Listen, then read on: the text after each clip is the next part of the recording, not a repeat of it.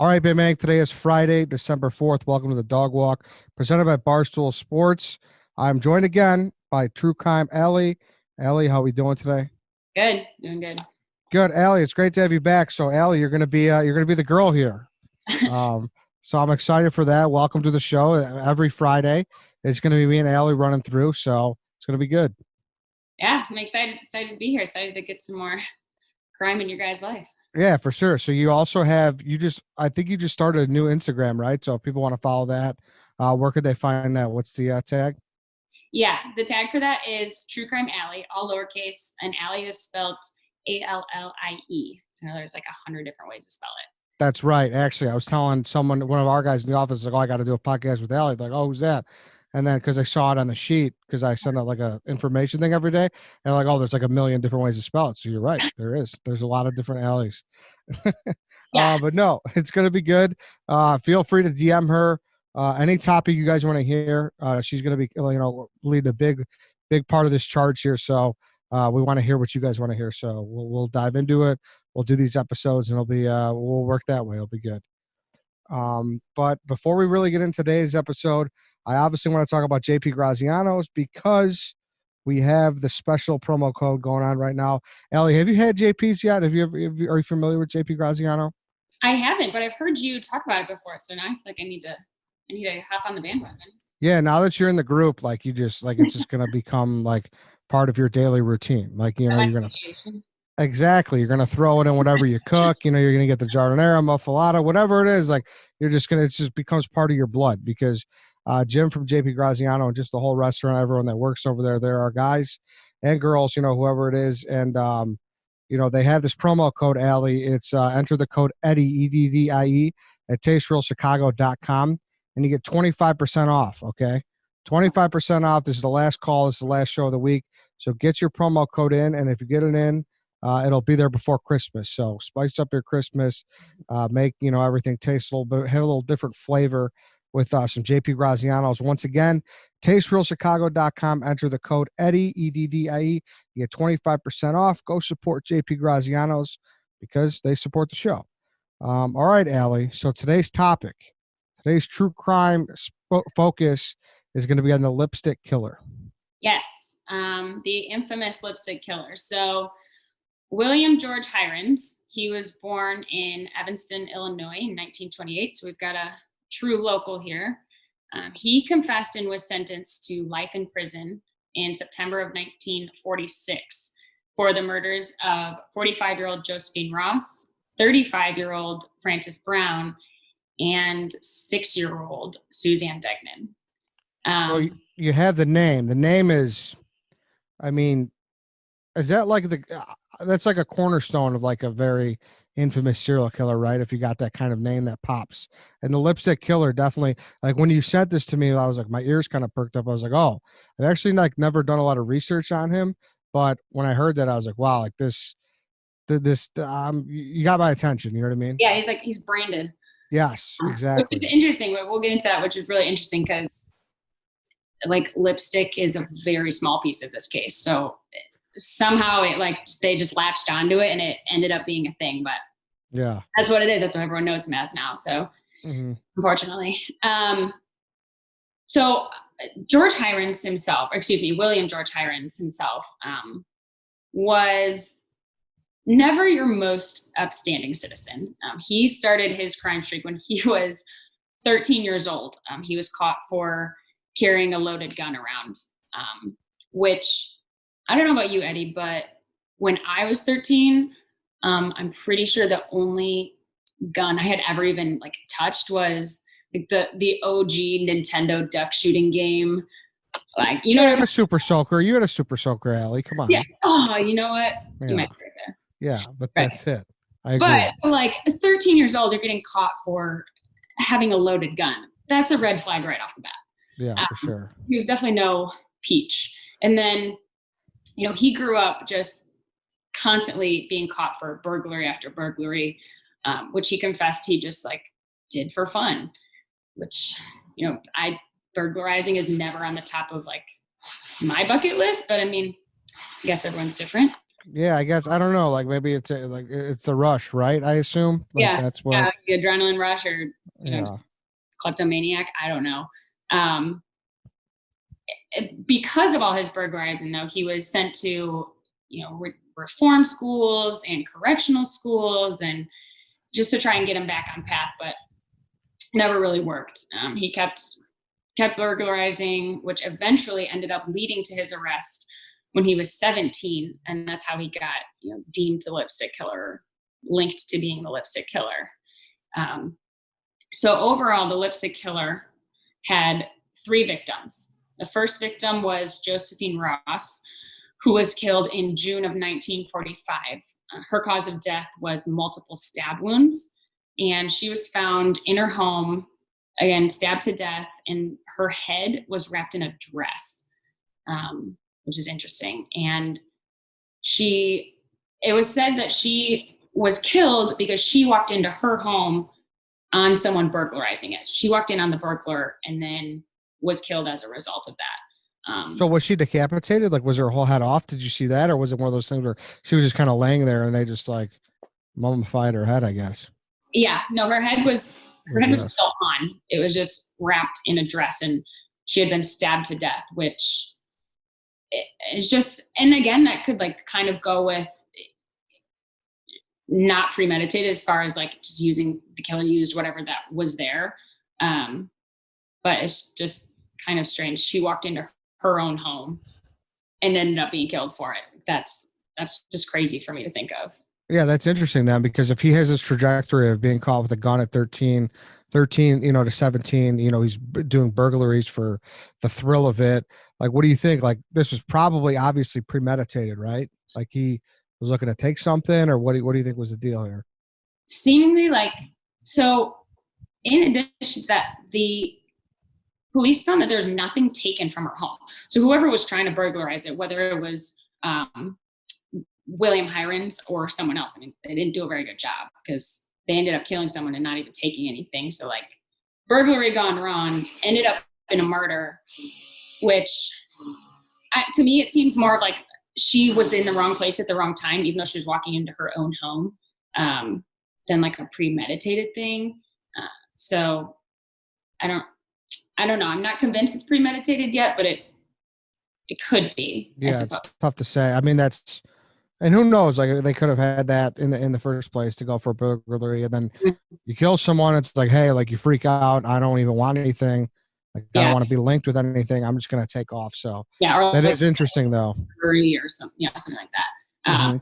For sure. But to me, I like think about it, if I literally walked into my own home on a like I walked into someone burglarizing my home, like to me that is so terrifying. First of all, my fight or flight response is non-existent, so I would just be like a deer in headlights. I'd probably shite myself right there. You would just stand there. Oh yeah, that's so terrifying. So that's like, I don't know, that's a terrifying way to die, I guess. Oh yeah, and I would say like what most people probably fly, right? Most people have the flight response. Yeah, and so like I said, nothing was taken from her home, but there was clear signs of a struggle. So Josephine was seemingly a fighter. She was actually found with a chunk of dark hair in her fist. So she at least tried to fight him off. Unfortunately, it didn't work. But following her murder, the police, they did all their typical suspects. They interrogated the fiance, the ex-boyfriend, everyone you'd go to first, but they all had airtight alibis. It was said that there was a man with a dark complexion who was fleeing from the scene, but that ended up being a dead end too. And there ended up being, that case went cold. There was no suspects. And again, we're in the 1940s here. It's not like, even with evidence, there's not like there was a lot we could do with it. A lot different time. Yeah, definitely a lot different. So her case went cold. And then about 6 months later, in December of 1945, Frances Brown was the next victim. And her cause of death was also multiple stab wounds. She was found by a cleaning lady in the building who had noticed loud music coming from Frances's apartment, and the door was slightly open. And unfortunately, this cleaning lady ended up walking in and finding Frances's body, and Frances actually still had the knife stuck in her neck. So I can't even imagine like stumbling upon something like that. No, that's crazy. That's gruesome. Yeah, it's horrifying. But again, similar to Josephine's, nothing was taken from the home. It was suspected again that she had walked in on someone burglarizing her house, was unfortunately killed as a result. The difference was this time there was a message written on the wall in lipstick that said, "For heaven's sake, catch me before I kill more. I cannot control myself." And I assume that's how the name came into play. Yep. So that's how they claimed it the lipstick killer, which this is the first and last time we see lipstick involved in any of this, but I assume it was like a media thing. They, that's seemingly something that sticks out and they caught on, and that's what it was.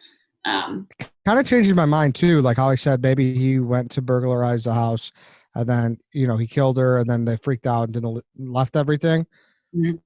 That can't be the case if you're sticking around to write lipstick on the walls, right? Right. Like Yeah, exactly. So unless maybe the killer wanted to make it look like a burglary gone wrong, so it wasn't premeditated, or I don't know. But yeah, you're not that afraid. Yeah, for sure. Exactly. And I really wonder too, like if this is, I mean, it's not that much of a stretch, people, there's been horror movies from, the beginning of time that had, people writing shit on the walls, but lipstick on the mirror has been a theme in movies. Like it just feels like forever, right?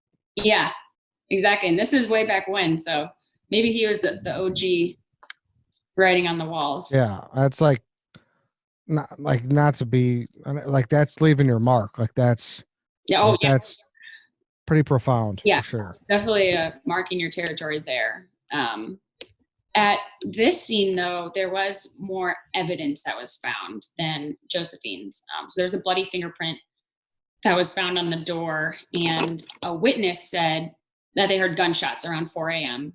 And then a possible other eyewitness said they saw a nervous man, 35 to 40 years old, leaving the building, just acting suspicious, fumbling around, looking around, just looked very out of place. Which is just, I guess, alarming in any ways. And that's strange too, though, because you said heard gunshots, but she was stabbed to death, right? Yeah, that doesn't even add. I mean, unless there was just happened to be a shooting at the same night. I did not find anything that said she was shot. So that, to me, that would have nothing to do with it. Yeah. So I mean, who knows, when crazy shit happens, people do kind of gotta get in their own head, I guess. So maybe that's what happened. Maybe there was an unrelated shooting. Mm-hmm. Who knows? Yeah. And, as far as the eyewitness goes, eyewitnesses and ear witnesses they're not an open and closed kind of hard evidence. Because again, in traumatic times, people can be mistaken. People can make a wrong estimation, and sure, can't really rely on it. Yeah, there's a lot of stress. There's a lot of emotions go into it. So it's completely understandable, Yeah. And so the eyewitness for this one too was, they said they saw a man, 35 to 40 years old, acting suspicious, leaving the building that same night. But back to William George Heirens, I keep wanting to call him George. William George, yeah. He would have only been not even 20 at this point. So to me, it's all right, I totally get if you estimate the age wrong, but from 16 or 17 years old to a 40-year-old, that's a little far. I would hope you'd be able to tell the difference between that. Yeah, that's quite the leap. I mean, don't get me wrong. Usually, every school has that one kid who just already has a beard and is already way far developed, more than they should be. So maybe he was that guy, but odds are he wasn't. From what you say, that's another good point. Yeah, if you look at pictures of him, he had kind of a a baby face. I never even saw pictures of him with a beard or anything, but yeah, it really did not add up. So again, that case ended up going cold. There was nothing else the police could follow up with, no other evidence, no other leads, that ended up going cold.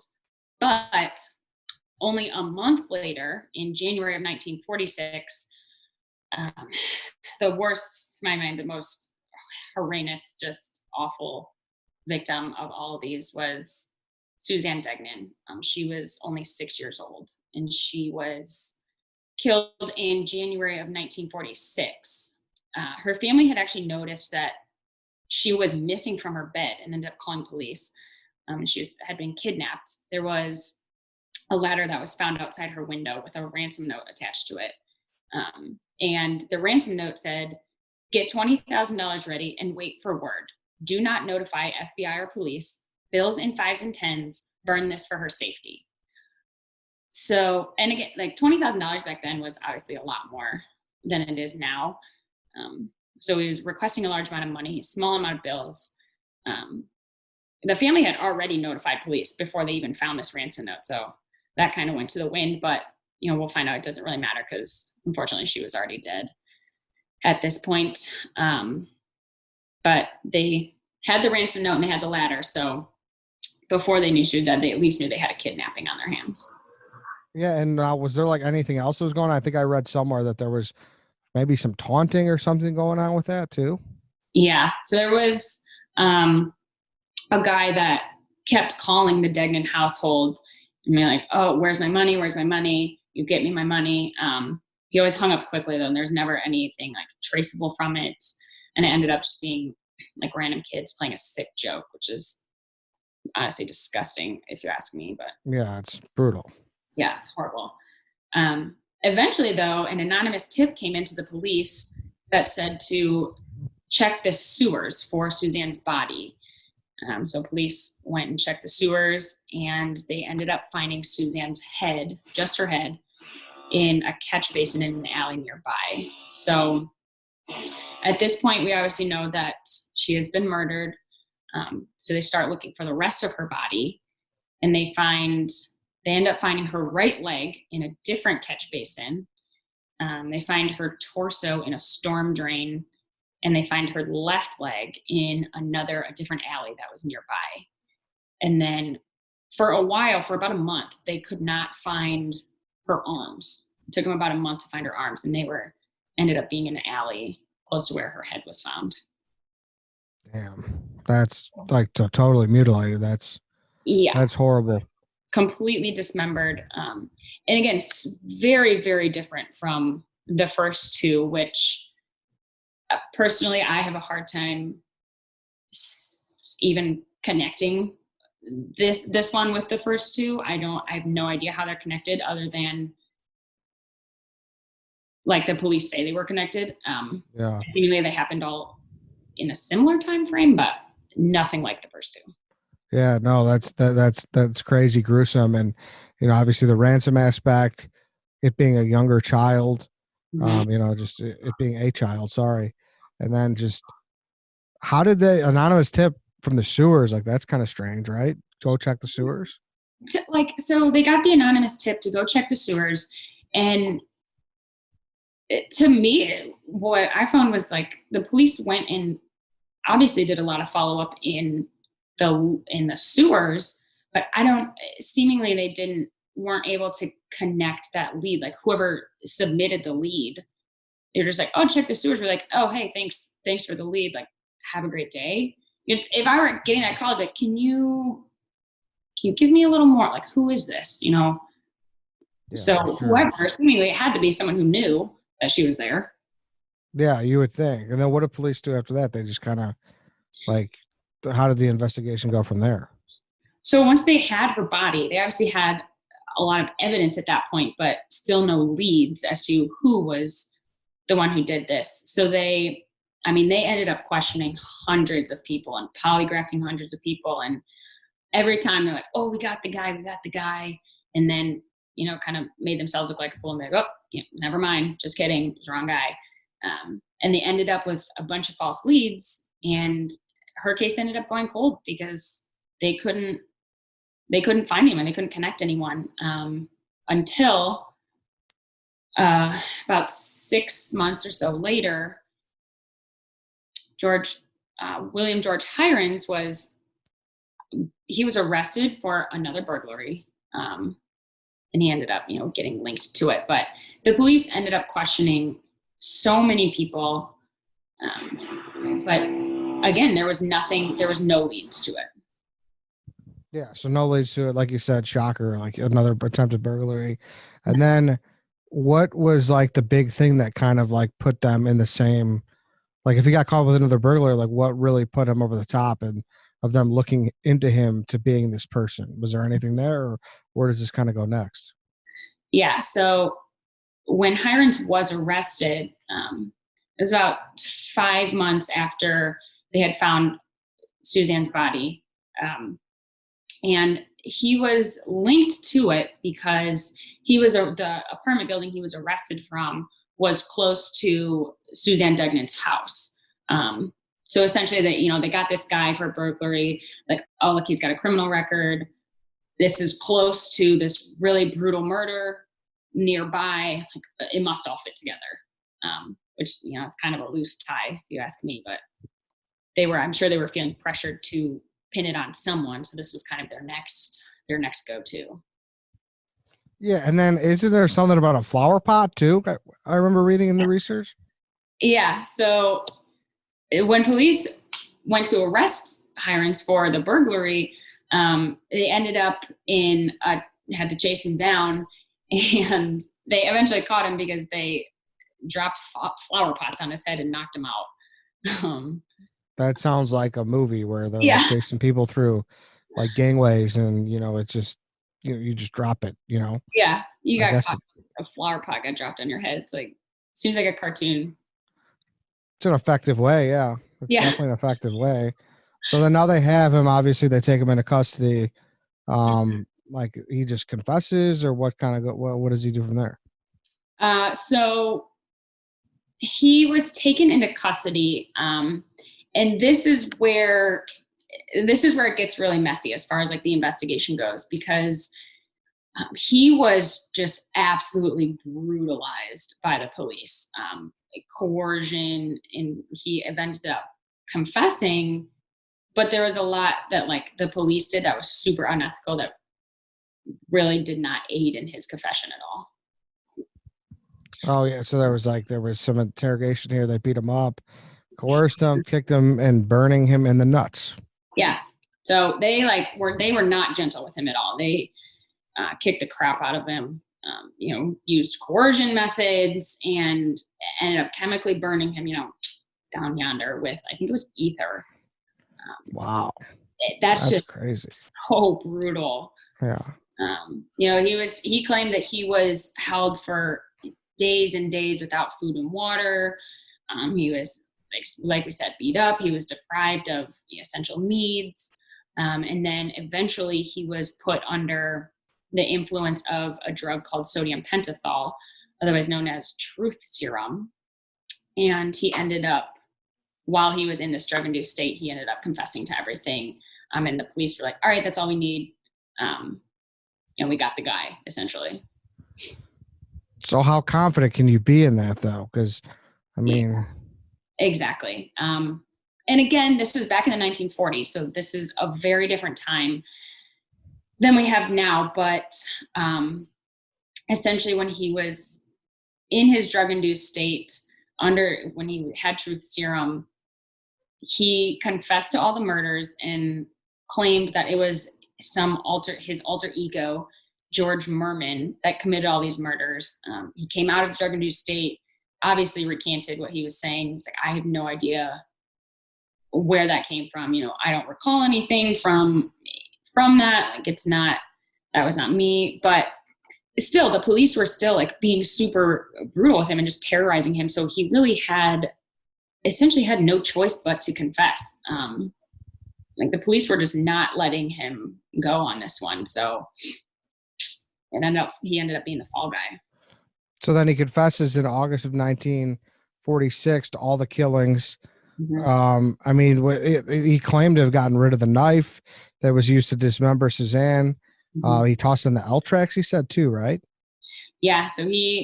So with all the evidence, it was like that the police said they were like, oh, your fingerprints were a match for the bloody fingerprint for Frances Brown. Your fingerprints were a match on Suzanne Degnan's ransom note. There was, eyewitnesses. They said that they did like a handwriting analysis to the ransom note, to the lipstick on the wall that matched even up to like spelling mistakes. And it was also said that after Suzanne Degnan's murder, they searched after he was arrested for the burglary, they searched his dorm room because at the time he was a student at the University of Chicago. They searched his dorm room and they found surgical tools. So, I mean, that's a little bit of damning evidence, but I don't know how much. If you were to take that to trial, I don't think that would be that deal.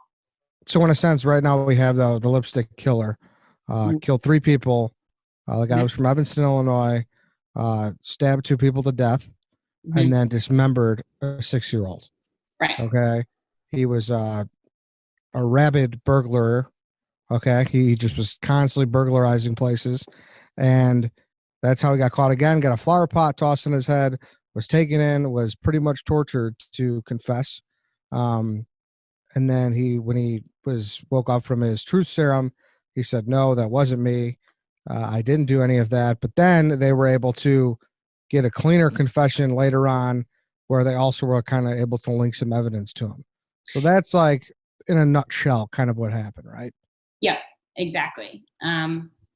Essentially, that's what happened. He ended up accepting a plea deal of 3 life sentences, 1 for each victim. And he said he did that in order to avoid the death penalty. So again, he's kind of getting the short end of the stick here as far as like, if he confesses, obviously he gets sent to jail for the rest of his life. If he doesn't confess, he's just going to continue to get, beat up by the police. So it's like, and not to say that he was, a upstanding citizen. He was. Oh no, he was a scumbag. Clearly, like if he was doing all the other stuff for sure. No, I like you said, it was a different time and everything like that. So it's like kind of it's so historic at this point that it's weird to even talk about because it's like, oh well, hey, it's kind of how they did things back then, Yeah, exactly. And so personally, in my opinion, it's just like crazy to me that these murders were even connected in the first place. In my opinion, it'd be like the police were like, all right, we've got all these murders we're in the hot seat for. We've got no leads on any of them. They arrest this guy, William, and he's got a criminal record. They're like, great, let's nail him for all 3 of them, get these all behind us, and go back to our normal days. Like, I don't know. It just doesn't make sense to me. Yeah, no, there is definitely some questionable shit here for sure. But I just, like now, and I say that too, sorry to make more and more point about that is like, this isn't like Brendan Dassey where that happened recently where, there's cameras there, like, you know what I mean? Like, how everything works now, like the law has, shaped so much since the 40s for sure. So right. I don't know. Like, I don't know what was there more to this? Something feels like there was that was more, you know what I mean? Like there had to be something else there to be able to really pinpoint them, I feel. Yeah. So, I mean, when they took it all, they got down to the nitty gritty. It was like, all right, they conveniently are saying all these fingerprints match, the handwriting analysis is matched, there's surgical tools in his room, yada, yada, yada. But at the same time, we already know that it was a super corrupt investigation from the get-go. By them like brutalizing people, I don't know that it's hard to say that like, oh, they were brutalizing this guy, but the evidence is, clean cut and clear. Especially in that time, it would be very easy for them to be like, they didn't have fingerprint analysis, DNA testing, all that stuff. So it would be a lot easier to be like, oh yeah, it's a match because we say it's a match. And that's it. So it would be really easy to say that all of that fits. All the evidence fits him, clear all 3 murders and be good to go. But because other than that, they didn't have much on William Heirens in the first place, other than he was busted for burglarizing. Yeah. I don't know. Clearly a deranged person, from the get-go with all his problems. And then, clearly like I mean, he was in there till he was 80 something. So, actually, like, kind of crazy. 2012 was when he died, when he was 83, actually. Yep. So he was in there for a long time. He was in there for the rest of his life. And I mean, he continued to profess his innocence. And, you know, he tried to make appeals, but fortunately he spent the rest of his life in prison, around different prisons in Illinois, but ended up dying in prisons because of old age. He had diabetes as well.